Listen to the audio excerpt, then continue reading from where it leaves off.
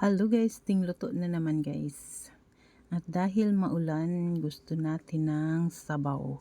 So, I decided to cook ginataang gulay.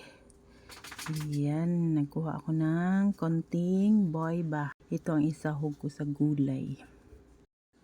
Yan, lagyan natin ng sabaw. Pinalambot ko na yung karne guys. Nilagyan ko ng isang galong tubig. Ano na siya guys, pulo na ang tubig. Medyo lumambot na yung karne. Lagyan natin ang gulay. Ano lang yan guys, kalabasa sa UT. Tapos lagyan ko ng pechay.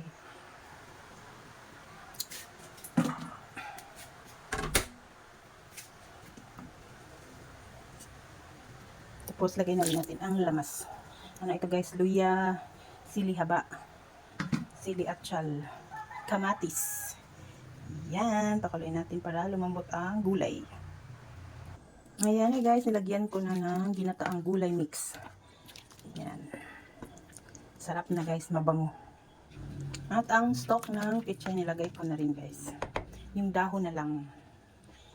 Madali lang yung maluto. Ayan, nilagay ko na ang pechay.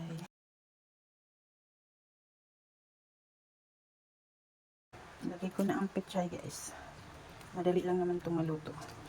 Ayan, luto na ito. Pakuluin lang ng saglit.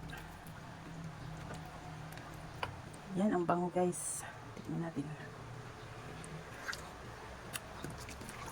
Ayan, sarap.